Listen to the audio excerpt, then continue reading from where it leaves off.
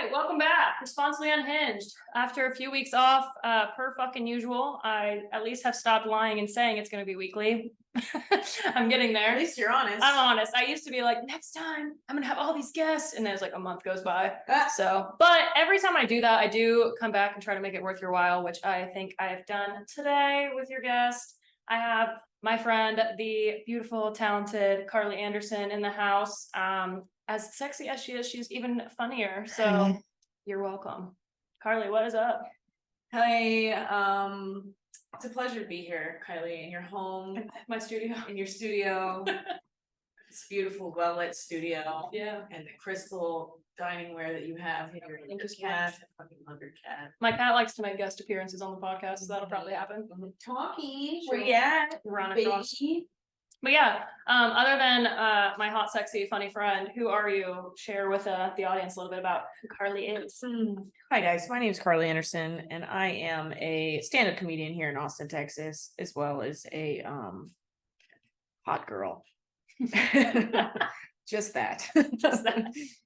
But you know, I do sketch comedy and stand-up, and I like banana bread, and I'm about to be on TV as well. She is So superstar. just got off the phone with Lifetime TV. Yeah, we were sitting here and she's like, "Oh, hold on, it's Lifetime." Yeah, getting a call from the producers. Just real quick.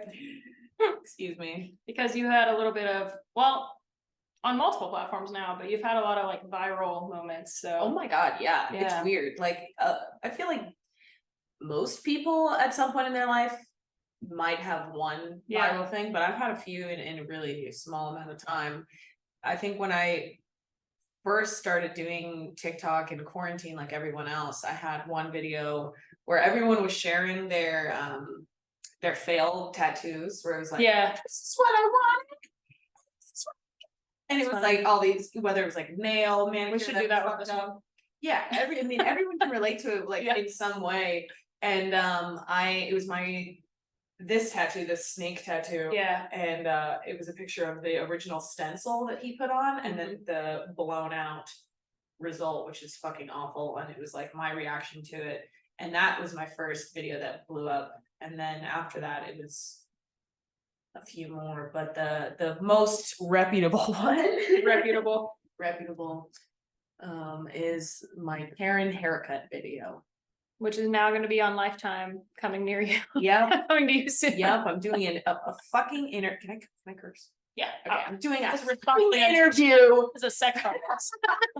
with Lifetime TV about my dumb haircut and what that was like for me. So makes it all worth it, y'all. Makes it worth it. I always feel like I shouldn't demean my podcast being only a sex podcast, but it is heavily sex content. So yeah, you can be as unhinged and graphic as you'd like on here. I've had girls on here talking about very gross things, honestly. So you're good. Love that. But yeah, future TV star, future comedy star, local hot girl.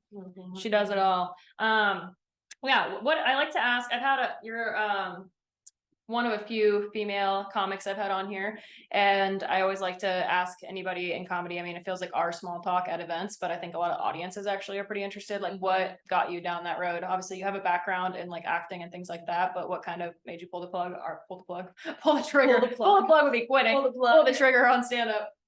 Well, most comedians are tempted to pull the plug. Yeah, that comes later in our comedy.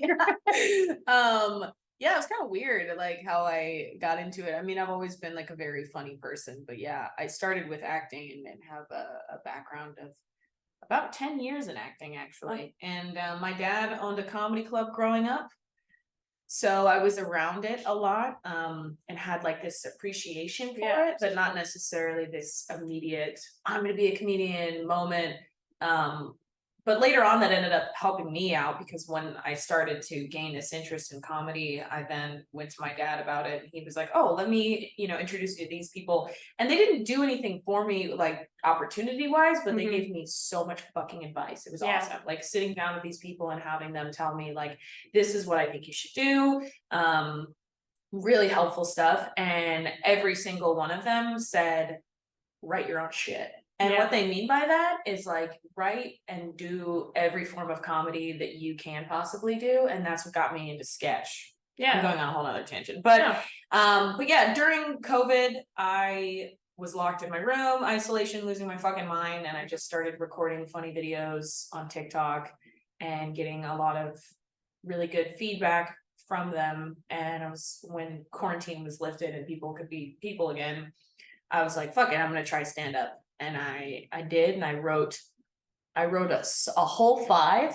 Hell yeah. The first time I ever did stand up, Yeah, I wrote same. the whole 5 the day of. Fuck yeah. And I did it, and I didn't fucking bomb, which Yeah. is really surprising. That's literally how my first day was. Yeah, it was like, all right, cool. I can write a whole 5 in a day and not bomb. Like, I have some skill, and I kept doing it, and then I quit for about a year because of some personal bullshit, and I've recently jumped back into it. Yeah, but Very yeah. cool. And you were starting all that stuff in Arizona, right? Yes. Yeah. In Phoenix is where I started. And even then, like, it was really cool because I think the second or third month of doing comedy, I was like opening up for people like as their opener and doing like 10 minutes. Yeah. 3 minutes. It was awesome. Very cool. Yeah, a lot. I don't know. Yeah. Cool. Yeah, I relate to that. No, you get it. Yeah. You get it. No, It's because you got that natural doing talent. 20 minutes in a couple You weeks. got that titty talent, dude. I'm terrified. But yeah, no, we got tits out and humor forward, you know, which I do think is a conversation we probably will get into as far as being females in comedy. But Lord. yeah, it's fun. It's exciting, it's sexy. It's not what y'all think it is. Or it might be exactly what you think it is. That's true. Everybody watches the news. That's true. But I don't know. I feel like as of recently, the women that I've met that are recently joining the scene are so naive to it, and like they're in it for the wrong reasons. Like they think like, oh, women in comedy must be getting all this fun, awesome attention. Must be really fun and awesome. Yeah. Sometimes. Not that often. Yeah. You know, I often wonder though, like if I wouldn't have had the background I had in like the music industry, if I would have been just as stupid, like whenever, you know, I was coming in and people were just like behaving a type of way and being naive about it.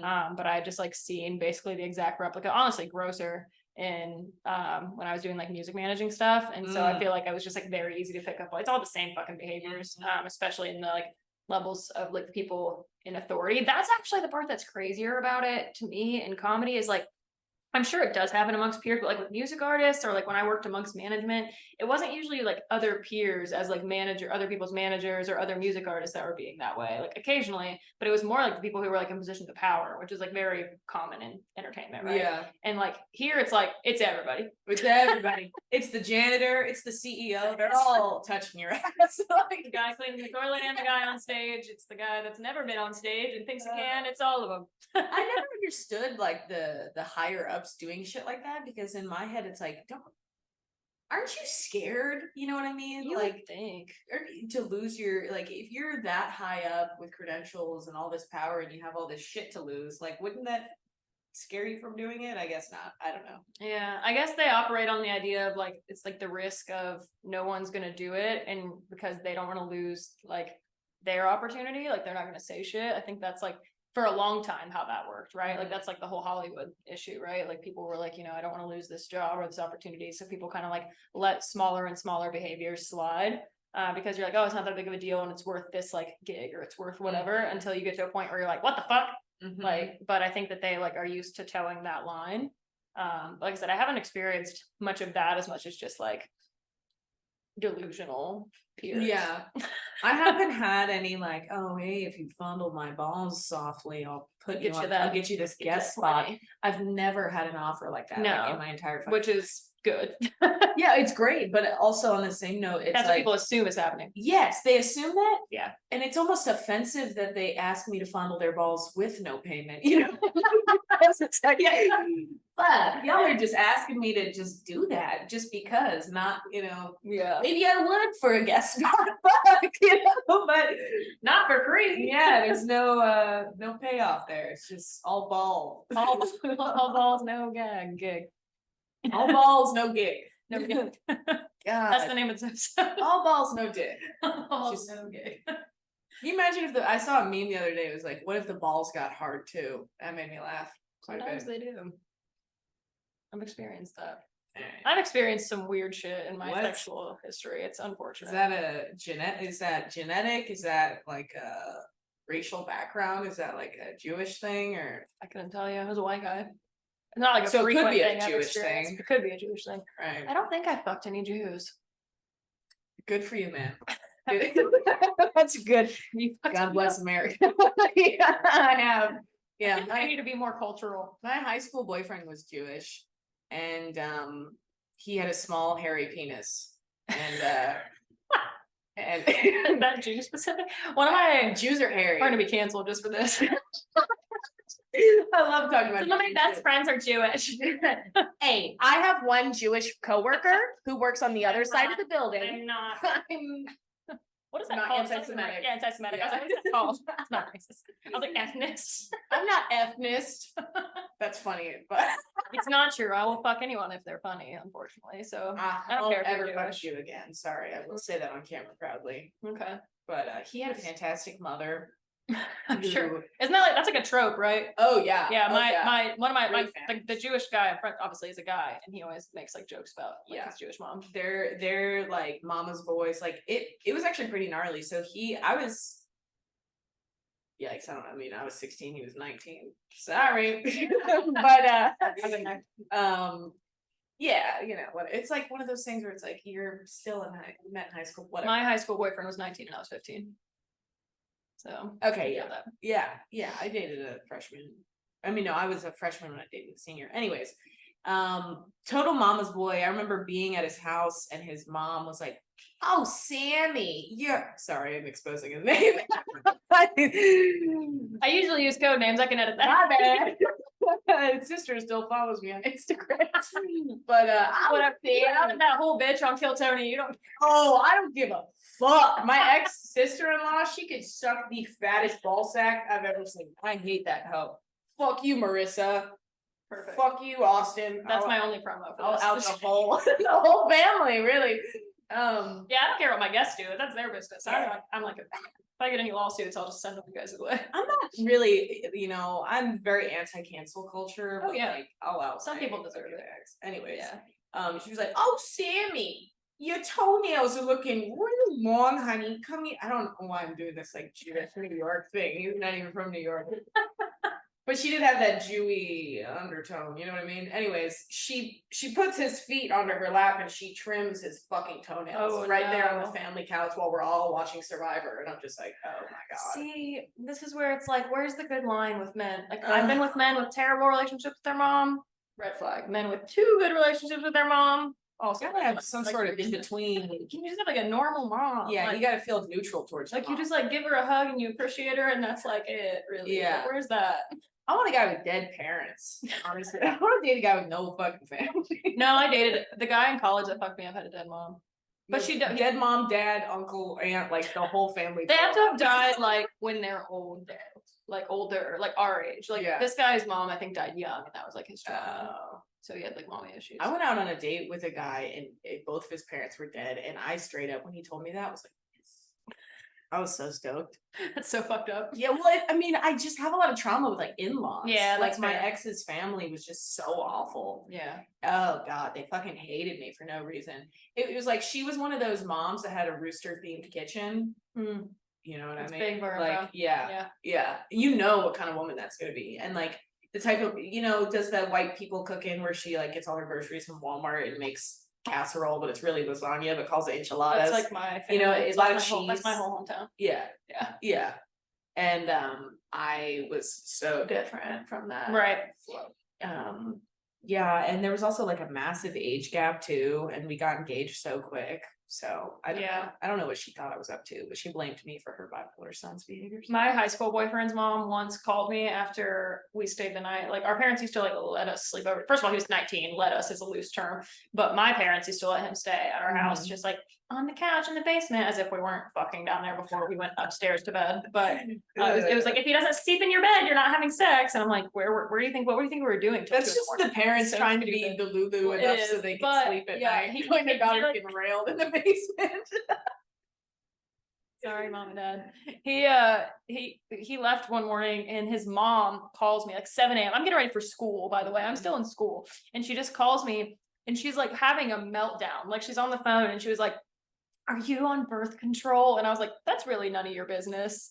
And she was like, I know you guys have been spending this time together. I don't want you to be stupid and all this stuff. And I was like, this is a conversation I'll have with my own mother. Thank you. Like, Yeah. I was just like, what the fuck, lady? Like, it was so invasive. Like, first of all, I was like, why are you even calling me? Like, I'm like your high school son's girlfriend, not your you know what I mean? Like, that's so weird to be like calling your son's girlfriend to talk about sex. Like, I'm like, the only thing weirder would have been if she contacted my parents, I guess. But she should have just done what my mom did when my mom knew I was sexually active. I just came home one day and there was a box of condoms on my pillow, like a treat. Like a little treat.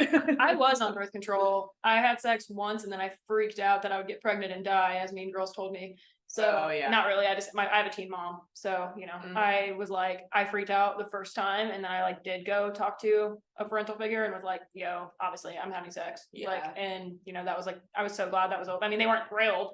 I don't even know if they ever told my dad, but it was like, you can just tell him like I'm on birth control because of my period. And they're like, oh, I don't think my dad knew I was on birth control until I was like 16 or 17, but I got on when I was 14. Yeah. Which I mean, I think, you know, it's great to prevent pregnancy, especially teen pregnancy, but like, what 14-year-old is fucking enough to, you know what I mean? Well, like, also, I wish I didn't go on it because it's just screwed. No, yeah. I got on at 15 and I was on it for 13 years. And that's like a whole nother tangent. Check out the Not Your Quick Fix podcast for lots of content on birth control's effects on your hormones. Solid plug.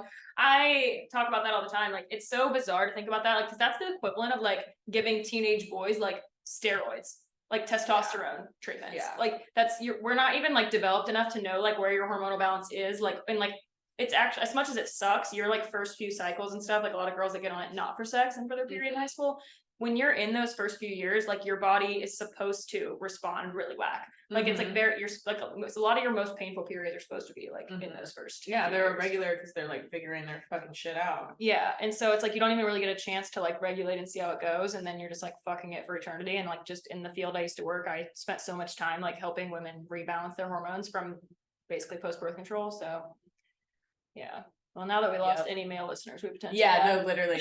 When I can say all the good stuff now. When I got off birth control, I was like, "Whoa, this is what life feels like." I don't have tantrums weekly. Have you read all the stuff about how like changes the men you're attracted to? Yes, that's just wild. And it did change because when I was on birth control, I was attracted to less shitty men when I was on birth control. And then I got off birth control and I was like, "Hey, guys that do heroin." Oh my god, that's insane. No, literally, like I dated mostly guys without any tattoos when I was on birth control, and but you know, like that was a whole nother thing. But now it's like biker dudes, tattoos, previous heroin addicts, like these are the ones we want to knock us up. Yeah. Yes, like literally, I walk into an AA room and I'm like wet. I'm this. Oh, here it is. This is a great segue into why we're friends. That's the only thing I have common. Our taste in men. Actually, we have opposite taste in men, but there's just a few common themes. You like. Okay, love you so much. Okay, well, let's be clear. Some people I've liked are not really my type. You know what my actual type is. Okay, so it's like we bond over liking guys with tattoos, different types and ex-addicts that I've noticed. Yeah, because it's like I like guys with like American traditional tattoos typically. Yeah, well, that's like your thing. Yeah, who look like me, but like you like guys with like basement tattoos, with like maybe like a lopsided lion on their forearm, and like I like either I don't actually like trash tattoos. My ex just had trash tattoos, but I like the traditional douchebag tattoos. Like I just can't help like when they have the sleeve, it's like hyper-realistic sleeve. Yes, it's all the like the what is it? What do they call that? The geometry. And like geometric all that shit, like where it's like that's their whole sleeve. It's like the guys that like definitely look conservative because they're tattooed. You know what I mean? Like there's conservative and liberal tattoos. Welders. Well, some of them are ex-addicts or current addicts. Yeah, that too. Yeah. Forklift operators. That's what Kylie likes. Okay, no, dead ass. We were playing this game, me and Justine and Chelsea, and it's like the We're Not Really Strangers game, but it's the triple X version. Okay, yeah. And so you like draw cards and just ask questions and you have to answer. And one of them was like, what's the sexiest job you think someone can have? Did you say forklift operator? No, but I did say like, I used to not think this, like, I used to be like, I want a man who's like successful, like whatever, blah, blah. But then I was like, honestly, what my ex had going for him the most was like he was such just like a handyman that I was like, Oh, I carpenter. got to be so lazy. Like my whole house, like if anything broke, he would take care of it. Like my car scraped every morning. Like you know what I mean? Like I didn't pay for an oil change for 6 years. Like, you know what I mean? Like I was just like, I was like a man with like dirty hands. Oh yeah, not little callous, womenly dirty hands. Like That'll make a pussy throb. that's what I'm saying. So it's like now I'm like, I don't really even think I want like a fucking Wall Street man with his manicured hands. I want you to be like dirty. Those guys are bitches, dude. Yeah. Bitches with bow ties, for and real. cocaine problems. Yep. Yeah, I want a guy that can put up a shelf. You know, Yeah. if I'm like, hey babe, just came home with this IKEA shelf, you think you can hang it for me and make it level? Fucking And same. he's like, oh, no problem. You know what I mean? That's hot. And he can like do it without the level. Yeah, just he's got like a tape measure on his belt all the time. My ex literally remodeled houses. It was like the most sexy thing about Yeah, it. The rest of it was pretty unhinged, but blue collar men, I'm very attracted to them. yeah. It's like I don't typically always like their like look, but if you find like that's why like also like a tattooed mechanic. Oh my god, a guy that works on motorcycles. If you like, oh yeah, I see you like slide under a motorcycle. I'm gonna slide right under you. Yeah, you can be like replacing an engine and I'll be right under you, just like fondling your balls in your mouth. You ever had like, well, okay, what? Yeah, you know those things you like slide in and out of cars? Yes. I've had sex with those. You little freaky freak. That's crazy, It's dude. fun. It's hard. The only It's not very large. freakiest thing I think I've ever done is I had a guy. This is so dirty saying out loud. My God. I had a guy go down on me once on a playground. And you know, the You could be a playground, registered sex like, offender. I thought about that after the fact. I was like, wow, I totally could have been a sex offender. And that would have been kind of sick, not gonna lie. But you know, playgrounds have the bottom, you know, playgrounds just have that smell. Yeah. You go on a playground and you smell your hands afterwards, and that's just playground smell. My pussy smelled like that. I was about to say yours was something else, huh? Yeah, I was like, whoa. Now that I playground smell like smells like a pussy too. Yeah, plastic and wood chips. You just like fuck on the No, wood didn't chips. fuck. He just ate me out. But like It's you were like bare ass on we're wood in chips. like the fucking And the still hut. the smell still got to you. yeah the hut up there. You don't watch New Girl, do you? Oh, You do? excuse me. Okay, thank God. Lately, a lot of the friends I've been Yes. making, it's like their biggest red flag. There's something else we have. That's like my comfort show. I've seen It's New the Girl episode where they're couple like talking times. about how they lost their virginity and her and that guy get like fucking stuck in that house in the playground. That's what I was envisioning the whole time. Yeah. Yeah. Ooh, God, he was so ugly. So I was gonna say usually that's like probably then the weirdest place you've had sex. Oh no, actually. Yeah. This is so sick. This is mental. I don't think I've actually ever told anyone this. Normally at the end of this podcast, I ask what the most unhinged thing you've done with a man is, but this ain't it. Okay. I got another one in the chamber, Perfect. but I was gonna say I was like, God, save it. So my grandpa, who lives in Phoenix, he was like my only family member left in Phoenix before I moved, and I would see him often, and it like really. He's like one of those really lonely old people, and like it made me really sad to know that he was alone, whatever. So Yeah. my ex-fiance and I would visit him often, and when we split up, I couldn't stand like telling him that we were gonna break up because he loved him and loved just like us together, and I just wanted him to like die happy thinking that I got married and that everything was fine. And so after we split, we would still get dinner with him and pretend to be a couple, which thinking back to that is fucking insane because that motherfucker literally tried to kill me. And then like the next day I'm like, hey babe, let's go split some zucchini with Gramps. Like, you're an idiot. Anyways, whole nother story. But my grandpa wanted to take us out to this really, really fancy restaurant called Avanti's that he took my grandma out to. It was like their first date. Very special to him. The restaurant was like barely open. Like that shit's like about to close down. It's been open for like eons. And so he took us out, really fancy dinner, whatever. And like my ex was like so aggressively trying to get me back at this point, where every time I would see him, he would try to like seduce me in some way. And so like under the table, he's like trying to seduce me, like touching me with his like arm, like doing footsies. And I'm like, my fucking grandpa's right next to me, bitch. Like, this is weird. But it was working. So it was working. And also like I wasn't over him. Like I was still very much in love with him aside all the abuse. Right. But Yeah. you get it. Yeah. Trauma bonds, whatever. Yeah. And I went to the bathroom. He followed me to the bathroom. And like I walk into the bathroom and he like literally follows me into the bathroom and then shuts the door and locks it and just bends me over the sink and fucked me. While his grandpa was sitting. While my grandpa was Your literally, grandpa? my grandpa just was sitting at the table, like. I have an exhibitionist all, like, kink, like a public sex place kink, so that like. I'm down for public sex. I think that's so hot, but Me like. too. My grandpa Yeah, was it's the literally grandpa 20 factor. feet away. Like, Oh, imagine if he knew that. God, that's disgusting. I feel so icky even saying that out loud. Like, I'm really not that freaky. My God. Yeah, my weirdest place I had sex, I was like 19 and I had sex in an ATM bank drive-through. Like, not in a car. So I'm pretty sure that's probably also on film. Wait. What? There was in my hometown, like really close to my house, these like little small dinky bars that are in the middle of nowhere. Yeah. And there was a bar and then like a local bank next door.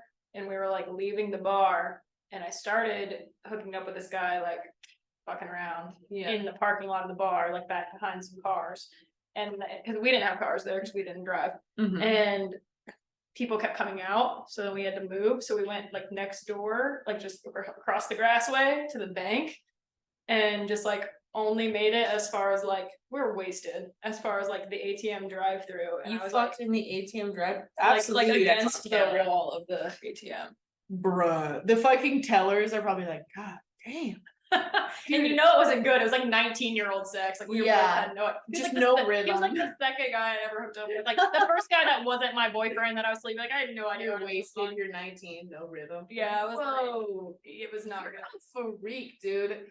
You hear it here first, okay? Swifties are freaks. So I'm saying, people over here putting these memes going around about how we're all a bunch of prudy, lame-ass people. You know what? Oh, they fucking ATM drive-throughs. That's crazy, dude. That's that crazy TikTok I said I made the other day that you would have appreciated my my humor style, but not the content. But I was like, this meme that keeps going around that's like, Taylor Swift music is for girls who give teepee head. And I was like, motherfucker, let me tell you this. There's one thing you should about do Taylor that. Swift, you know, she's a petty bitch. I love you, but I fucking hate Taylor Swift. I know, we'll get into that. I will say it with my chest all the time. First of all, I had to get my vape for this to be able to deal with this conversation, but I think that it's very important to address that at this point. Hating Taylor Swift as a person is anti-feminist, but it's fine if you hate her music. Listen, like she has done nothing as a person to be annoying other than date men, and that I feel like is whatever. She talks about her feelings. She really does like what we do in stand-up and just expresses herself. But if you don't like her music, that's fine. You know what? It's the same reason I don't like EDM.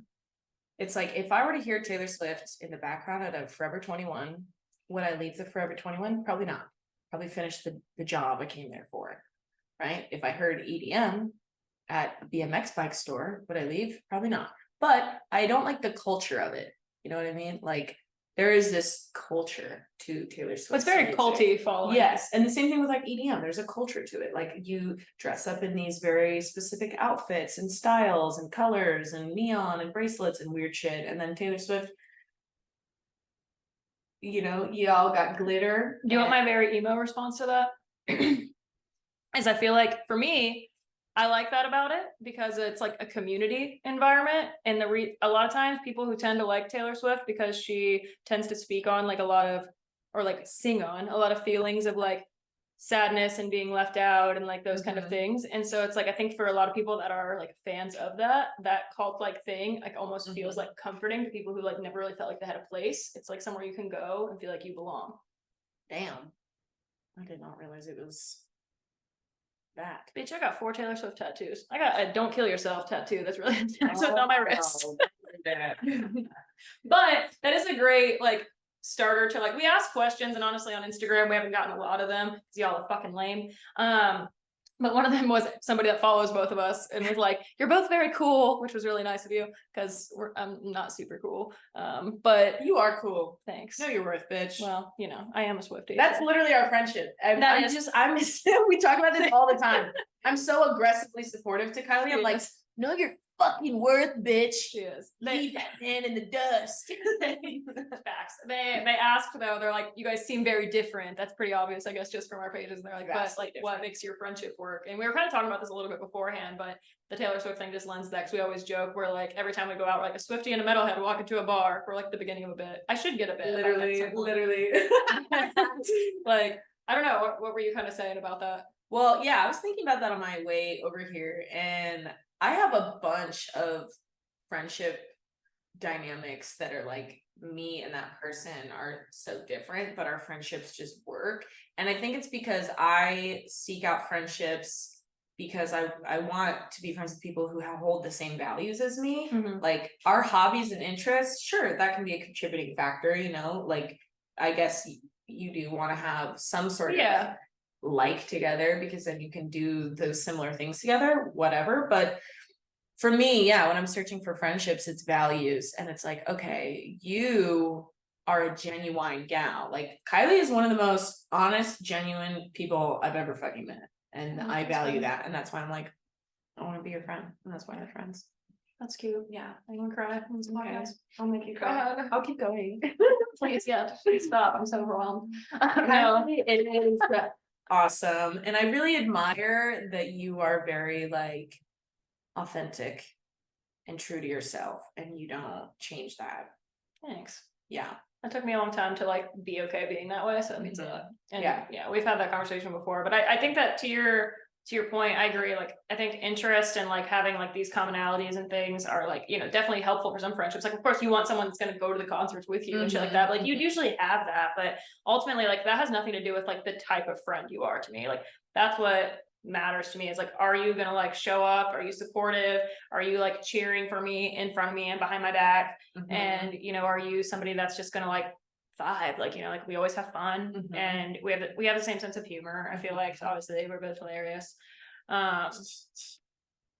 And yeah, I think that like just matters so much more. So it's like, I get this, we always talk about too, you have a lot of like similar differences to me as my best friend in Nashville. And people would always say that too. They're like, you guys are such like a funny pairing, but it's just like works. Like, we've been friends a long time because it's like that, you know, we just like care about each other so much. Yeah. But yeah, you are in the same way of like being authentic, like, you know, giving me that compliment. You are like one of the most aggressively supportive people I've ever met. And I love that about you. Like, that, there's no other way to put that. Like, I really am. I'm like, you're gonna do fine. Yeah, it's like, if I like have one like bad moment, like, or like self-deprecating thought, Carly is just like, you're so funny, because it's like, it is just like aggressive love. Like, it's like the way of telling me not to be mean to myself is like low-key being mean. Like, you're being a dumb bitch. Yeah. You're beautiful. No, I literally don't, like, I don't know how to filter it. I tell it so straight. I'm like, Kylie, you're being fucking dumb. Yeah. Dude, they love you.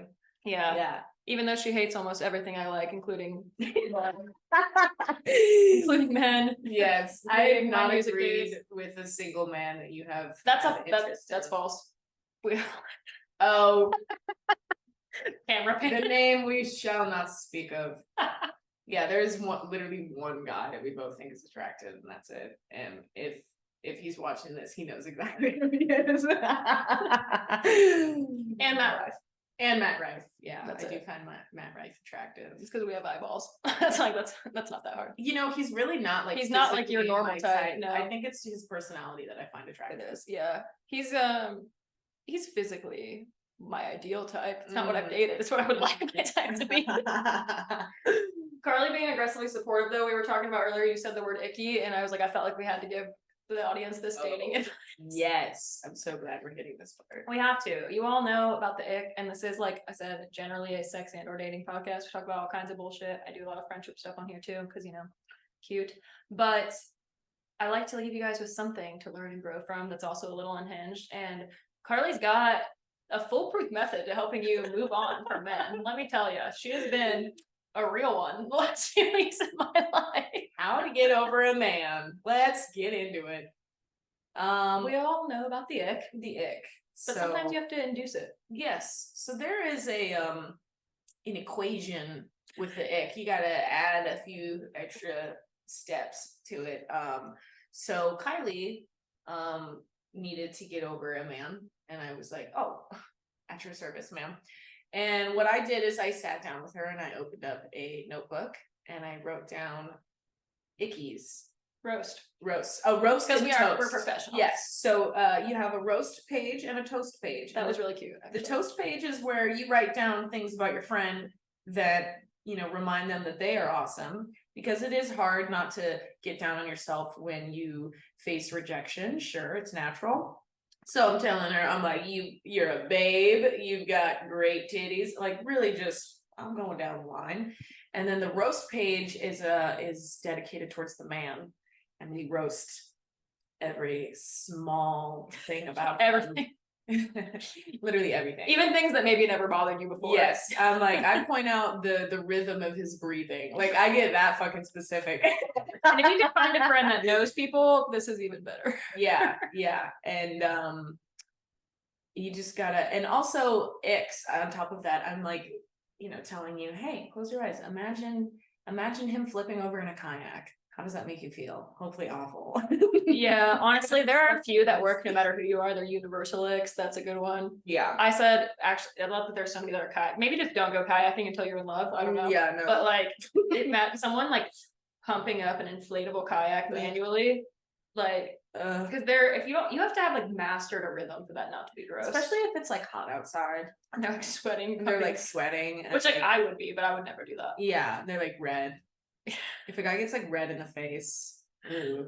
Which like again, I do that. Yeah, it doesn't matter if I do it, obviously, but if you do it, ugh. A guy gave me the ick once. One of the only guys that I've like dumped in a really shitty way, actually. Mm-hmm. Like I'm usually pretty good about that.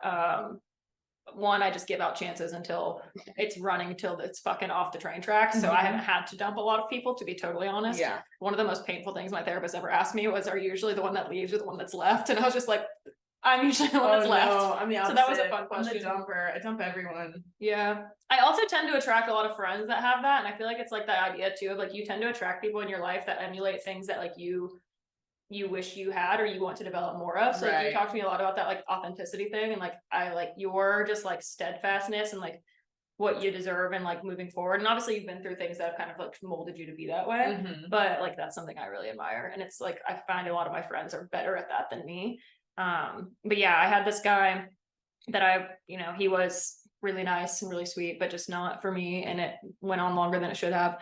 And the thing that gave me the ick for him was like, he would do this weird, like, if you're watching this on clip, it's gonna be way better, but he had like this like weird like pageant wave, but he would like do it like the context of when he did it, like it would be like in the morning, like when we would wake up, like if you like slept over, I would like wake up and like roll over in bed and he'd be like this close to me, right in bed, and he would just be like, what the fuck? It was so fucking weird. And then like I remember the last time, which he had big fat wrists. He was like he wasn't a fat guy, but he was like a stocky guy, you know what I mean? And so like it was like thick hand. Did he have like chubby fingers too? Were they all like mushed together like the sausages in a package? A little, yeah. Like, but it was like the first. I'm not gonna go down this rabbit hole. This man's already had his heart broken by this podcast, actually. But stuff, dude. like we were on a plane coming back from Arizona actually, and he did the same thing. It's like we had separate seats, and he had like boarded sooner than me, and like I'm walking down the aisle of the plane, and he was like, and I was just like. I sat down in my seat and I just like violently texted my friend and I was like, this fucking way. But it's something so obscure like that. Like, this was a great person, and I've talked about that extensively on here, like just not my person, but like, he has plenty of things he can make fun of me for as well. So guys just don't get it. Cause like I've tried to explain the ick to my guy friends and they think it's just me being an asshole, and maybe it is, but also it's like every girl faces the ick. Yeah. I had a guy friend sit me down and being like, Carly, you're literally gonna die alone if you just like don't get past these things. And I'm like, you don't understand? He had midget teeth. And the great lengths I went in explaining that, I literally dumped a guy because we were I was sick and he brought me soup to my house, Angel. But I was eating the soup and he's talking and I'm like looking at his mouth and I'm like, whoa, you have like midget teeth. You know what I mean? How you guys apparently midget's like not the right word anymore, but I'm gonna use it anyways because I don't just but he had like midget jaw structure. Okay. You know what I'm saying? Like midgets like have like strange like disformed. For sure. But he had like a big ass head. Okay. But small teeth? No, it No. was more of like, you know, when people suck on their thumb and it like it rounds their like that. Oh. And midgets have that. And he was a grown man with a beard, and I was like, no. Imagine if he didn't have the beard. Have you ever had a beard fish? Have you ever had a guy that was Oh my God, got rid of yes. the beard and it was Yes, like yes, they have yes, 7 yes, chins and you had no Oh my God. idea? Whoa. Yeah. Whoa. I've been hat fished a lot too. Oh my God, where they're bald and you're like, Yeah. what? That happened to me the other night when we were out. Yeah. Remember? That's not yeah. Well, Yeah. that one you should have known. He Yeah. had, like, no, nothing hanging out. Yeah, I wasn't that into that guy either. I was just bored. Yeah. And And he was the just making lonely He was goggles. just making conversation. Yeah. I wouldn't have slept with You him. were like, I love this guy. I'm like, do you? I say I love this guy. Oh my But I God. was like, he's nice, he's fun. Yeah. Yeah. And then it's so funny that his friend out of me, he's like, oh, you know he's bald. And I was like, you're a And he was terrible like- friend. He was like, don't bring it up. And I'm like, hey, are you bald? Oh no, I didn't say that. I said, hey, let me wear your hat. Give me your hat. Oh man, I've seen I'm some kind of a dick when I'm drunk. Yeah. This is something I'm just now realizing. Playing pool, you like made a man almost cry. What did I do? She asked this man, it was your tonality. You were like, how fucking old are you? Oh my God, yes. He had just After he bought me bought her a a drink. He just bought me a drink and like, how old are you? He got so defensive. But I was like, dude, you look old as fuck and you're hanging out with like young people and you're dressed like a young man. Like he dressed like Tilly's, like he shopped at like a fucking ball. But he looked like 45 years old. I was confused. I'm like, you're wearing fucking joggers, but you have gray hair. Yeah. Yeah, I am kind of an ass. You just get really honest when you're drunk. That's also like, I mean, on the same token, it's when you gave me that like very like sweet heart to heart about like, you know, my comedy and like your respect for me and stuff. Like that was the same night. So to be fair, I think you're not, I don't think you turn into a bitch. I think you're just very honest. So if you see something you don't like, you're gonna say it. I'm already pretty honest. Yeah. Sober, so drunk just adds to that. That like that one night with that man that I was seeing. Yeah. Oh my God. Yeah. I got all up in that motherfucker's face. I was like, I don't fucking like the way that you're talking to me. Carly has been in multiple fights. I've been in a few fights. Yes. Do you want to know why we're friends? That Yes. I have been in a few. I've been in 3 fights and I've won every single one of them except one. But that was I got jumped. Like I think that's entirely unfair. It was like 3 girls and a weapon against me. But yeah, at the skate park once, when I was 14 or 15, I like beat the shit out of this guy. And I was, oh my God, I was wearing a ducky onesie pajama fuck yeah thing. And like in the back fight on it, yes. That's looking back on it, I'm like, whoa, was I the Cookie Monster pajama girl? What do they call Was that? I Is that the ratchet? Hot Cheetos girl? Yes. And like, I don't think I was a hot girl, but like, did I go to Circle K a lot? Yeah, I did. Did you have the nails? No. Okay. No You weren't nails. eating the Cheetos. I was like emo. It was like yeah.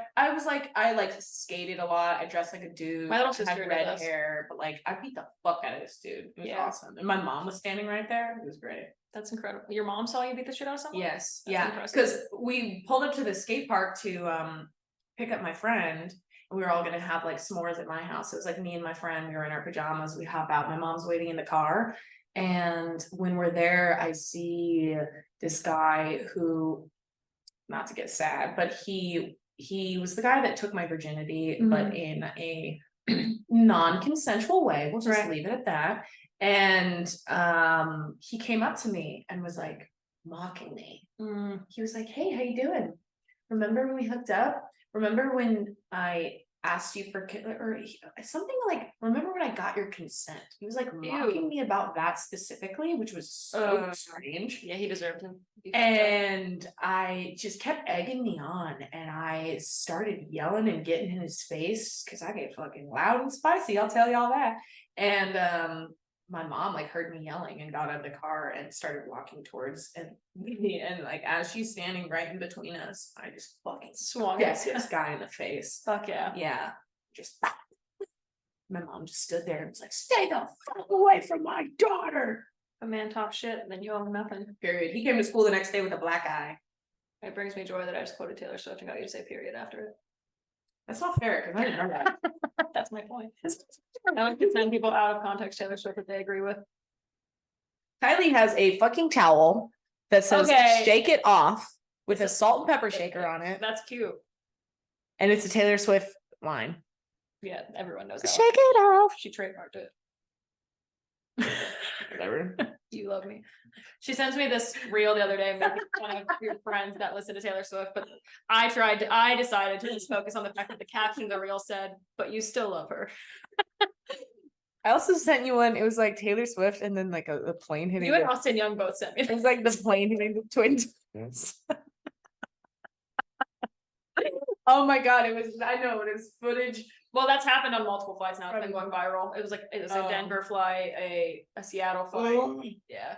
I would have crashed the plane. I would have hijacked the plane. If I was on a plane. There was one where the pilot was singing along. Oh my god. If there was like 50 Swifties on my plane and I just hear faintly through my AirPods them singing and I pull one out and it's just a bunch of grown millennial women singing with their flashlights, I would be like, "I'm taking this plane down." To be fair, You're down with me. to be fair, I am probably the biggest Swiftie you can find who is actually still pretty sane about it. And I would also be pissed if that happened because I don't mind at concerts. I love a concert singing moment, but I hate acapella sing-alongs. Yes. It like really irks me. Like this isn't Glee. So I don't like karaoke. I hate Yeah. when people sing that should not be singing. Karaoke can be fun if I'm drunk, and like you're with people you like, but yeah, it's like and there's still music going, but like if people just were walking up with a mic and just like singing into it with nothing happening, and then the whole room started singing with them, I would just jump out a window. Yeah. No. I haven't had many altercations though. You got me thinking about that. Like I said, I'm not really a fighter. I'm more of a fighter flight kind of girl, but I have had two things that I guess were the closest. When I was in high school, this girl that was my friend, she knew I had a crush on this guy, and we were at like the after lunch recess or whatever the fuck, and he was like, she kept like threatening to tell him that I liked him, and I had sworn her to secrecy because I was like, I don't want him to. Yeah, and like he like comes up and she starts to say something about it, and I will never forget this because I like didn't even like register that I was doing it, but I just fucking smacked her across the face in the middle of our recess. I literally just bitch slapped this girl. Whoa. And I will never forget, like I smacked her, and then I literally like looked at my hand in shock. Like it was like you were like, who was? Like I literally like she did. I just remember everybody was standing around, and she was just like standing there, like, and I was just like, I'm so sorry, and I ran. Because I felt so bad. Oh my god. It was awkward for a little while. We weren't really friends for a minute because I smacked her. Man. And then I did choke slam a girl at a gay club once. Choke slam? Yeah. It's this girl, when I was dating my ex-boyfriend, if anything's gonna make me crazy, it was that man. So we were like dancing and like out at this gay bar, right? Like we went, and he helped this drunk girl up off the floor, like she had fallen. And I like see him, like I like walk over as he's like helping her up, and she's like can't hold on to herself, so she's like holding on to him, and I was kind of just like, okay, she's just like trying to stabilize herself. And then I see her like go to try to like kiss him, and I literally was like, hey, and like I saw he like kind of leaned back, and I was like, that's my boyfriend, dude. And she was like, just looks at me and then like grabs him to go in, and I just literally like reached in front of her and grabbed this girl by the throat and threw her off the ground. You got that dog in you, He dude. literally Holy like shit. he was just like, holy fuck, because like I am like clearly not like this. Yeah. And like we walked out and he was like, that was weirdly hot, just because it was, I've never seen you be that aggressive. And I was just like, I don't think I can kill a bitch. Like I'm a possessive woman. Oh. But I'm like, I was like, bitch, You got that dog. I think let it go the first time. So I'm like, you're drunk. She's like, whatever. And then I'm like, you fucking make eye contact with me after I say that and going for it again. I don't care how drunk you are. I'm gonna fuck you up. But yeah, that's really it. I have street cred from being held at gunpoint, I guess, and surviving. But I didn't. I had like I had a flight reaction then too. I mean, we got locked in my room, and I remember my roommate was like, "We should try to jump out the window or something like that." And I was like, "Bitch, if we're gonna die, this is just when we're gonna die. Like, let's." I had no. Probably get shot and jump out. That's what I said. I was like, "Here's the thing. First of all, what are we gonna do? Fall out, break our legs, and then not be able to run away? And he shoots us for causing a ruckus? Just die Like, in some grass. Yeah, like that's worse." And I'm like, my instinct was like just logically thinking through it. I'm like, he's searching our apartment right now for shit to steal. That's like why he's here. Yeah. Like the gun is there just to get us to comply. I don't think the man, you could tell, was terrified. I don't think he knew that I was in there. Like he followed my roommate in, and then I could tell he was like surprised when I came out. Not that I was like scary, but I think he thought he had like one tiny girl, right? And he looked frightened as well. I think he just wanted quick cash because he left all kinds of shit. Like quite literally my laptop bag, everything was very obvious. He didn't take anything else. And so I think he just like put us in there so we could get away, took our phones, right?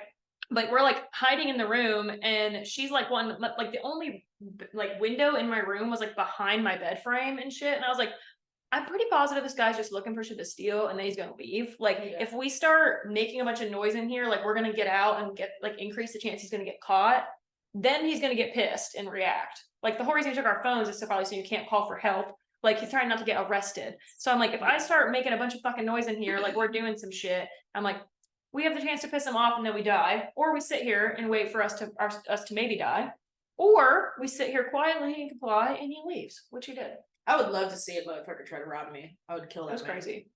I used to work downtown in Phoenix and bar hours, so it's like I'd be walking to my car at like 3:30, 4 in the morning, and there was so many homeless people downtown Phoenix too, like way more than Austin. It was insane, and they were not great. And there was this one fucking dude. Every single time I would leave the bar, it was this one fucking dude who would always try to corner me. He was really tall, like 6'3", hey little lady, like really always tried to corner me. And eventually I started carrying a switchblade with me, and one time he did it and I clicked out my switchblade and I was like, do you want to fucking go, bitch? Like I got loud, dude. And am I a hot Cheeto girl, dude? Am I ratchet and I don't even know it? Oh my God. That was such a real No, literally. I was like, whoa, I just heard myself back in the reverb. Whoa. Anyways, he stopped fucking with me. But I was so ready to stab a man. I will stab a man. I will shoot a motherfucker. I'd like to see y'all try. I believe that. Carly's offered to kill a man for me, but he'd be like, I almost got into a fight at Shangri-La. There was a line and it was like raining and it sucked. And the bouncer comes out. He's like, I need 80 people to leave before I can let anyone in. We're over capacity. And so we're all just like pissed. It was like during South by, so every bar had a line. Yeah. And then there was these people in front of us. There was like 3 people in front of us. And then all of a sudden this group of 15 fucking people joined the 3 people in front of us. And I'm like, are you fucking kidding me? Really? Like after that shit that dude just said, you're really gonna have all these people cut in line? Like that's so, one person I could get over, but that's so ridiculous. And we had a reaction. We were like, are you fucking kidding me? And this girl turns around, and of course she had space buns. It was like, of course. She turns around. Yeah, no, literally. And she says this exact phrase to me. She's like, if there's beef, we can go ahead and squash it. Who the fuck says that? Squash beef, bro? What are you trying to make a casserole? Yeah, I'll literally kill you. You could have been like, if there's beef, we could at least grind it. Yeah, if there's beef, we can grill it. Like, fuck off, dude. What? Squash it?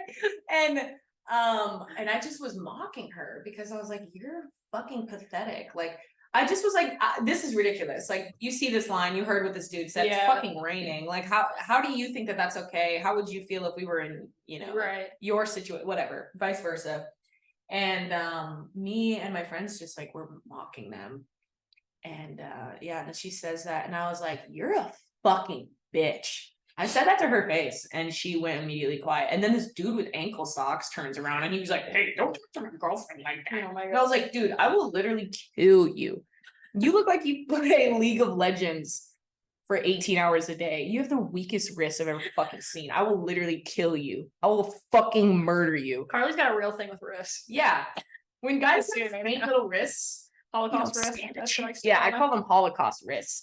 I once dumped a guy because he had Holocaust wrists. I couldn't get over the fact that so you see here, let me explain to the crowd here what this means. So you see, I have a hand and then a very clear wrist and then a forearm. It's just, there's a separation. It's a 3-piece module here. And when a man has Holocaust wrists, he has these just fragile little dainty numbers, and it's just straight. The hand, it's like the cankle of the forearm. Yes, it's the cankle of the forearm. It's when the hand and the wrist and the forearm are all the same size. It's one just clean thing here, and they look like if they picked up a corn on the cob, they just snap. Their arms would just snap. You know what I mean? Like these wrists couldn't stand a chance towards a fucking full glass of water. That's just that's another way. Like, imagine a guy like picks up a glass and they're just like, imagine handing a gallon of milk to a motherfucker with Holocaust wrist, being like, "Hey babe, can you help me carry in the groceries?" And you hand him a gallon of milk, and they just like he tries, and there's like a bend to the wrist, like a little bit of like a struggle there. I would literally cry if my boyfriend was like, "Whoa, gallon." not the gallon. More like ton. What's happening? This is heavy. I would dump him. I would. I'd be like, "You're fucking pathetic. You can't carry milk. I need a man." You know what? That's what I want. My next boyfriend, I want a man that can carry milk. Yeah. I want a man that can go out. Strong wrist. A strong wrist. I need a guy that can go out with 2 pails. Manly, grimy. Pails of milk. I work hands and Yeah. which like big hands are hot too. So it's like picturing I'm like, man. Yeah. I want a guy that is vascular too. You know what I mean? Like a vascular man. Maybe like a little vein, a little like, you know, he's nowhere near a heart attack. Yeah. You know, like if forearms are hot, wrists, you gotta have strong hinges, man. Yeah. I need to know that you can screw in a light bulb correctly. That's important. Melon, wait, what does this taste like? Very sweet. I'm a big watermelon girly.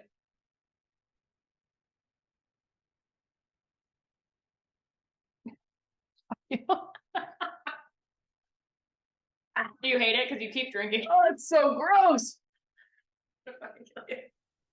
Give me that. It's like half the can. I need this. I have so much to do today. Oh my god. I'm going on an ice cream date. I'm on a mic. God, it's disgusting. I'm so that person that's like, no, I'm good. I don't want anything. I have another one. And then I just have like one fry, and then I end up eating half their meal. Like, you know, have you seen that I Think You Should Leave episode where it's the boss being like, give me that. I'm definitely the girl that like the guy is always with, and and I'm like, I'm not that hungry. I'll just have a couple of your fries, and then I eat all of their fries. Yeah, that's. Or can I have a bite, and then I deep throat their whole hot dog? And they're like, what happened? I don't know, the throat goat. It's just an accident. One of my girlfriends in high school, we like all stayed friends for a few years, like into college and after college, and we don't really talk now, but I'll like text her happy birthday and stuff. She's still cool, but she was. You guys also had that same just like brutal honesty, especially if you were out drinking. But she was just like so like she just had like no, what's the word, like no care for like what anyone thought. Like, and it was so hilarious. Like, I'll never forget. It was before I lived in Nashville. We like took a girls trip to Nashville, and she just like sits down at the bar. It's like the middle of the day, which that's not that unusual for Nashville, like day drinking on a Saturday. Sure. And she's like sits next to this guy at the bar. Like it's like 3 p.m. We've been out since like 11 drinking, and he's like eating this fucking like burger. She just sits down with this guy. And she's like, "What are you eating?" And he's like, "It's a burger." And she was like, "Smells really good." Yeah. And he was like, "Yeah, it's pretty good." And she's like, "Can I have some?" And he's just like, "No, I would rather you not." And she's like, "I'm so hungry." Like, it was just like, I love making. Literally, I'm like picturing you so easily doing this. And she was like, he finally is just like, "Okay, yeah." So he like gives it to her, and she just is like this bite, and then she literally is like, "Oh, onions," like right into his breath, like right into his face, and he was just like, "That was disgusting." And she was like, "So is that burger," and just like spits it back on his plate and walks away. That is something I would do. I was like, this man, and we were all just standing there like, now we have to leave this bar. Ruined it for the whole group. But it was so like that was like probably fucking 2013, and that's like been embedded in my brain. The other day, that reminds me for some reason, the other day when we were leaving Shakespeare's, there was a guy who was like putting something up on the wall. And I was like, "Hey, man, your fly's out. I can see your balls." And his fly was fully down. Oh, I was with you. Yeah. We were leaving his fly was fully down. And he's like, "Oh, thanks for looking out." Dude, people who don't tell you that kind of shit piss me off. Yeah, I'm like, gonna be like, you got a whole head of lettuce in your mouth. I don't care if you're a stranger. If there's fucking something on my teeth, you are an asshole for not telling me that. One thing I won't tell a person is a booger. I don't know how to address that. You have to tell them, especially nose rings. I worry about that. I don't know. You know when you go swimming and like for some reason that makes boogers come out? Yeah. Like you jump into a fucking pool and then all of a sudden you just have boogers. Like I don't know why. Every time I jump into Barton Springs, I'm like really, I'm cleaning out, dude. Yeah. I'm just straight up wiping. And if they just like stay because the water. Yes. And then they're just like they're gushy too because now they're moist and like that's something I can't tell a person. Like, hey man. Yeah. You got a fucking alien. I always have the complete strangers that I appreciate, like when I'll be like, leaving a gross bar bathroom and they're like, girl, there's toilet paper on your shoe. And I'm like, thank you. Like that happens in these wet, nasty. Oh my God. That reminds me. I wish someone would have told me this. So I have this bathing suit and it's happened a few times where I've worn this bathing suit and this like short combo, and this bathing suit, the material is like spongy as fuck, like it soaks that shit up. And so I'll jump into Barton Springs with this bathing suit, dry off, think that I'm good. Obviously my bathing suit itself is still like kind of damp, and I'll like put on these like white linen shorts I have, and 3 times now the dirt from the water has like come out of the bathing suit onto the white shorts. Yeah, I saw your story about that. And it looks like I just shit a fucking river in my pants.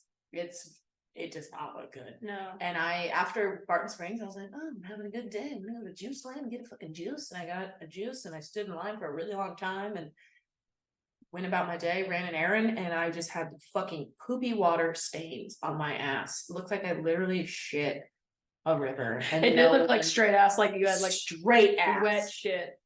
It really did. No one said a thing. No one. And I don't know what's worse, that or shitting my pants at TJ Maxx. Yeah. You got just a lot of like shit pants problems with or without. I've had a lot of suspicious farts in my life where I got trust issues, dude. That's happened to me once only. Girl, get on my level 4 times. It happened in my adult life. It happened in an office chair, and like I had to get a different office chair. You stayed the fucking chair. One hit wonder, bro. That's I would say maybe I'll edit that out, but you said you admitted shitting your pants. Oh yeah, I fully shit my pants at a TJ. Hot girls shit their pants. Yeah, I was searching for yoga pants, and I just was like, oh, I don't feel great. And at least you didn't shit like their yoga pants. Like imagine. Oh my God. Oh my. Well, no, but that's where it started. And I was in the dressing room and I had a fart, and I was like, and the fart, I gotta be really honest with you, it was catastrophic. It smelled like terrible. It was like a fart where you're like, whoa, that'll end a marriage. That'll end a marriage. You know what I mean? Like if I had a husband and he smelled that, he would divorce me immediately. Dude. And so I was like, I gotta go to the bathroom. I'm like getting clothes, hanging shit back up, and then I shit my pants. And then I go to the TJ Maxx bathroom and I'm like, okay, awesome, I shit my pants. And I continue to shit. And it was the kind of diarrhea that you have where you get full body chills and sweats, where you're like, am I dying? Like you literally feel like you're going through a fucking exorcism from like the top of your head all the way down to your toes. When I had food poisoning, it's that feeling. Yeah. I was like, what's happening? It was like werewolf transformation in a TJ Maxx bathroom. That's right. We got fucking recognized too. It's like, oh, you're a comedian, right? Life keeps you humble. Yeah, it really does. Because I got in my head that day. I was like, all right, I'm unstoppable. Yeah. It's a fucking celebrity. Dude, when I was competing, I had like the worst gas of all time for protein, like the amount of protein. And like my ex was just like that that man was a terrible man, but honestly sometimes I'm like, maybe he treated me like that because of my asshole. Like I'm not gonna lie. Like I put that man through it. Like not that he was smelling like roses, but like he was just like, you are rancid. Like, and we were at my mom loves to tell this story and embarrass me, but my biological mom had like a Christmas party. It was like, she lived in Atlanta. So it was like a 4-hour drive. And we went, all of her friends are dope, unhinged people. So we went to this like old people rager at my mom's house. And we're all drinking on top of it. It's like I had just finished my prep. So I was only like a month out of it, still basically consuming the same diet, right? Just a little more. So still proteiny as fuck. And I decided to trust a fart while we were like I was like walking through the living room and it was so bad. So I just did the thing where you just try to leave that area like it wasn't you, but it follows you. And I went, why? And I went up to my mom and I like, and she was like, what the fuck is that? And then I was like, this just happened. I had to run away. And she was just like, my mom is like aggressively, like she does not let her husband of like, they've been together since 2007 and she does not let him fart around her. Like, yeah, and I don't, this poor man, she is aggressive. And she was just like, oh my God, starts making a huge deal of it. And I was like, shut the fuck up, shut the fuck up. And so like my ex comes up to me and he was like, that was you, wasn't it? Like from across the room. And I was like, fuck. And all of a sudden the whole party starts clearing out to the deck. It was that bad. And I did not shit myself. It was that bad. And so then like literally my ex came up to me and I was like, everybody's like, what happened? Who did that? And I was like, please say it was you. Please take it. Please say it was you. And he was like, no. And I was like, you're a man. Everybody will just be like, ha ha ha. I was like, please don't make me do that. And he was literally like, okay. He turns around and he was like, it was definitely Kylie. I was broke up with him. So mortified. But honestly, the fact that he stayed with me after I cleared a party, but he literally got back and he's like high fived me and he was like, honestly, that's the sexiest thing I ever did. And I was like, you're disgusting. But thank you for not being a man that will take the blame. That's what I'm saying. I'm like, especially his personality, he could have easily have just been like, yeah, that was me, fuck you guys up. Yeah. Like, and they would all been like, oh man. And I was like mortified. I should probably cut out the whole last 20 minutes of this. No, that's okay. Never gonna get laid again. Dude. Whatever, man. Women fart. Yeah. Okay. Actually, women usually have way nastier farts than men. Yeah. Because we eat better, personally, I think is why. I think my farts smell like shit because I'm sexy. Same, you have to balance it out. Like that would be unfair. It's like I just saw this thing the other day that was like, if I had a normal childhood, I would be too powerful. God, I have a fart story. It's so fucking good, but it's like I don't know if I could share it because of the setting of where it was at. You know what I'm saying? Yeah, but I feel like you need to because we both just shared very embarrassing stories. You can change the setting for you can lie. I can't really. Okay. So I used to be a stripper way back when. And when you're a stripper, you approach men and you sit on their lap. And that's the way that you start the conversation. And I walked up to this fat man and I sat on his lap. And the second I sat on his lap, one of us farted. And I'm 99.9% sure it was him because I know when I fart. And also it didn't smell like anything that I've ever produced, right? But he looked at me and it was like I sat on his lap and then we're talking. Yeah. I'm like, hey, what's your name? How are you doing? And then the fart started to rise. And it hit our nostrils at the same time. And we both just look at each other. Like we know, you could see it in each other's eyes, like, what the fuck is that smell? And I know that motherfucker thought it was me. Because then I was like, well, do you want to start your night off with a lap dance? And he was like, I'm good. He was like, no, I'm good. And I'm like, he doesn't want a fucking lap dance from me because he thinks I just had the most poopy fart ever. But it was him. It was him. Because I shit you not, the second I sat on his lap, it immediately smelled like shit. I'm like, did this man just shit his pants? That's hilarious. Like, did I like sit on his lap so aggressively that I like pushed the shit out or something? But the rest of the night, I just was like so mad because I was like, this man, every time he sees me, he's gonna think like that bitch farted. And I didn't fart, and my ego couldn't handle it. I was just like, no, I didn't. It was you, you fat fuck. Except it was probably you. It was not me. No, that's not even like that embarrassing for you. No, but I will say that no, I have nothing to say. I don't even know why I said that. You will say I will say that it was him on the record. Anytime you know you got to blame someone for something, blame the man. Yeah, that's the advice. Because it's always a man's fault. It's always a man's fault. That's why we go to war. That's why there's war. That's why gas is so expensive because Russia and men. Yeah, it's not a Barbie world here. No. That shit was sad. Ken's casa Casa Mojo House. That was the funniest shit. Mojo Yeah. Dojo Casa Mojo House. Dojo Casa. I've been seeing memes about that for It's just weeks house, and had house, no house, idea what it was house. about. And it was so funny to me. Like, there's somebody's Wi-Fi the other day that was like Mojo Dojo Casa House, and I was like, this shit is hilarious. The fact Honestly. that they think that like he thought the patriarchy was just horses. And That was men. so fucking funny. Like when he was like, wasn't really interested once I realized it wasn't about horses.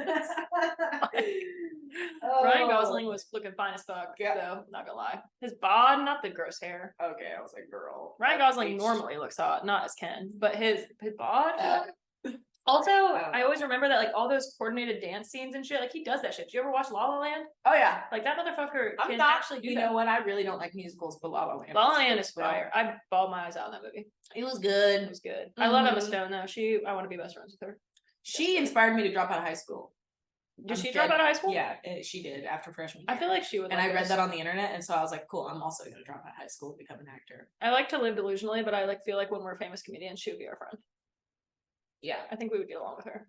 she used to She's come so into funny in Top interviews. a lot when I worked there. Really? She's from Scottsdale. Oh shit. Or used to live there or something, and her parents live there, and yeah, she would come in a lot. So Machine Gun Kelly would also come in a lot for some reason. My other guest, Allie Voidovich, always makes fun of me because whenever I was explaining my type, she was like, "See, like these MGK looking motherfuckers," Ew. and I was like, "He's a little too far for me, but it's not far. Ew. It's not far." That's what I discussed. I don't find him like facially attractive, but his build and nasty tattoos. Oh my god, yeah, I it's can't like do skinny men. I can't. So here's my thing.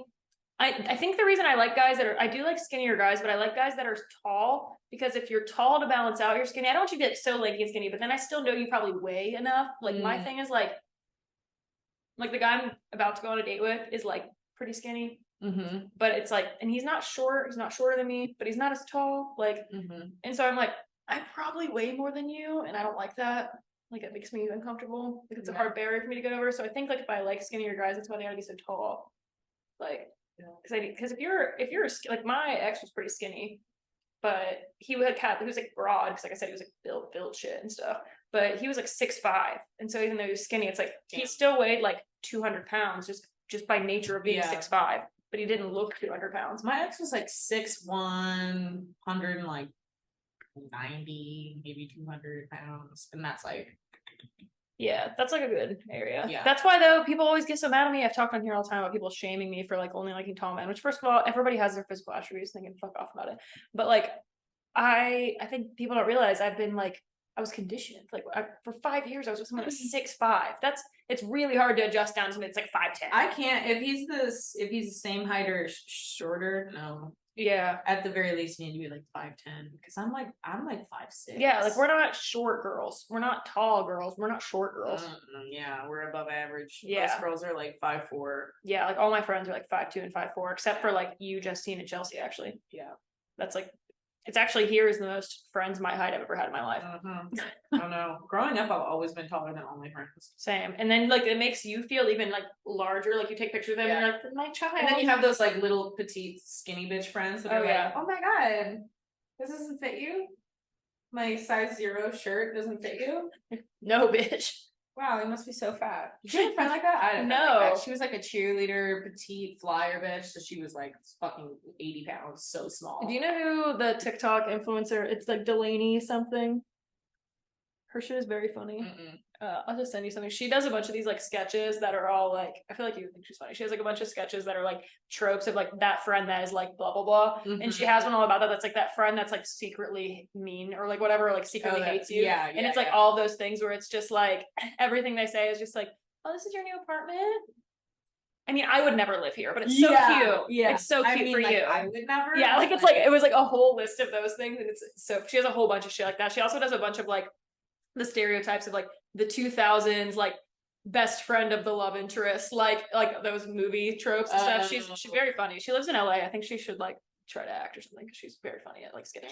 But she has a huge following. But yeah, anyways, that's what that reminded me of. But yeah, well, this has been fun. I have my last question for you, since you said you had more. You said I always bring all the guests on, and sometimes I give them advance notice and sometimes I don't, because I like to just let you not have to filter it. But we usually ask in the context of what the most unhinged thing you've done for, basically, not to limit it to men, but in this context, men or women that you've been romantically interested in. And so this can be like something unhinged you did with them sexually. It can be something you did in the pursuit of a man. Some people tell like really bizarre sex stories. I've told my own story of like spending like $400 on hockey tickets once just to hope to run into a man at a game. That like just like embarrassing shit that you've done. Oh, yeah, I got a few of those. I don't know. I once saved up a few $1,000s to buy my boyfriend's dream bass guitar. Just for him to tell me that he only dated me because I reminded him of his ex. And that he never really loved me. A lot of the content of our sketch makes way more sense. I was like, oh, yeah, common mistake. I get it. That's fine. That sucked. But I guess the most like unhinged thing sexually is I once pegged my ex. You pegged someone? I think we did I talk about fucked him in the ass, dude. I fucked that dude in the ass. Was it fun? No, No? honestly, I didn't like it. I felt way too masculine. Yeah, I don't think I would like it. I've been asked before, like not by anyone I've dated, but I've had like guys ask, and I was like, no. Yeah, you know, like I can be dominant in certain ways. Like, sure, Yeah. I'll get on top of everyone. Yeah. Whatever. I'll put your Sure. hands back, fine. Yeah. But to fuck you in the ass, That's. I mean, I don't think see you can his, look like, at them the same ever again. Yeah, dude, to see his like wide back all curled up, and like he was built like Hank Hill. So imagine a guy built like Hank Hill from the back, fucking his tiny little inverted ass, because Hank Hill has no ass. You know what I mean? Like, look up Hank Hill, imagine fucking him in the ass. And that's how that was. And he enjoyed it way too much, honestly. I was like, oh. Yeah, that's. I mean, I do hear that, like, obviously, that's how, like, gay sex works. Like, Yeah. that, like, obviously, I've heard it's like a huge pleasure center for men who don't know who they are. So, like, I get it, but like, I just think that I couldn't unsee that. Like, if I ever did it, it would definitely have to be with a man that I was like hooked up with and would never see again, just to be like, I'll try it. But yeah. Also, for me, I felt kind of upset because he took the dick in the ass like a champ. And like I like could never. Like I've tried to take same. You know what I mean? Like that's the size of the peg. Like he took it like it was a pinky finger. You know what I mean? That was not his first ass rodeo. ate that shit up. That was not. And for me, it was that. like, yeah, exactly. For me, it was like, damn, I could barely fit like a large, like a, in the 3 size, small, medium, large butt plug set. Like I could. Yeah, I get to like the medium guy, and that's like. Yeah, like the fact that the large was painful. I'm like, dang. Taking them out hurts way worse than putting them in. That's my hot take. I don't like taking them out. I It's feel terrible. like I have to shit. No, I have to like they have to do it. Like I'm not like I can't do it. I don't want him to do it because I've pulled a butt plug out before and there was like shit on it. That's happened to me before. That's like normal. First of all, normal shit like, there's a shit around the corner and you just happen to say hi to him in the hallway, but yeah. No, it's true. But that's why, like, again, it's like someone that was like deeply in love with me already. That and like honestly, the guy it was my ex, but he was so nice about it. Like it happened, and like I didn't know it happened, and he just like immediately went to the bathroom and like was like washing it, and like then like came back, and I was like, you just like ran away so fast. I felt so vulnerable. Like that was like the first time we ever did it, and I was like, and then he was like, yeah, it's because he like told me, he's like, I didn't want you to see it because I didn't want you to be embarrassed. And I was like, okay, that was actually really nice, but then I never want to do this again. Yeah, cool. Well, I'm changing my social security number and I'm moving to a different country and I'm never gonna see you again. Yeah. Yeah. Like, that happened to me. Ain't no fucking way, dude. Wow, this was a vulnerable podcast. Yeah, I know. We talked about shit way more than I meant to, so I'm just a poopy girl. Hot girls have stomach issues. Hot girls have IBS. Hot girls have IBS. It's on billboards all over. Hot girls get hemorrhoids. Hot girls get fissures. Obviously. Oh. Carly, thank you so much for doing this. Before you go, I just want to tell the audience, if you come to Austin, come catch this bitch on the show. Follow her at iCarly Reboot on Instagram. I will link that in the show notes. But anything else you want to plug? Anything you got going on?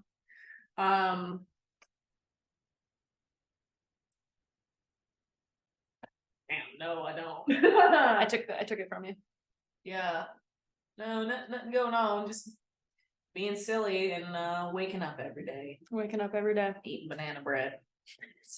You're making me really want banana I bread. had a piece of today. Is that what is why it's fresh on your mind? Yep, because I want another. Is that the little treat you got at your old job? A little treat. Yeah. Yeah.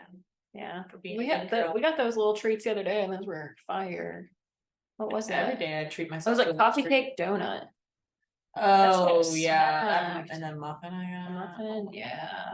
You need a little treat sometimes. Every day you gotta have a little treat. But Little for real, incentive for living. truly. But for real, you guys follow her. She's very funny. Her Instagram has a lot of fun sketches. And like I said, come check out shows. You can see us both just being sexy and hilarious all over Austin, Texas, and hopefully in a city near you.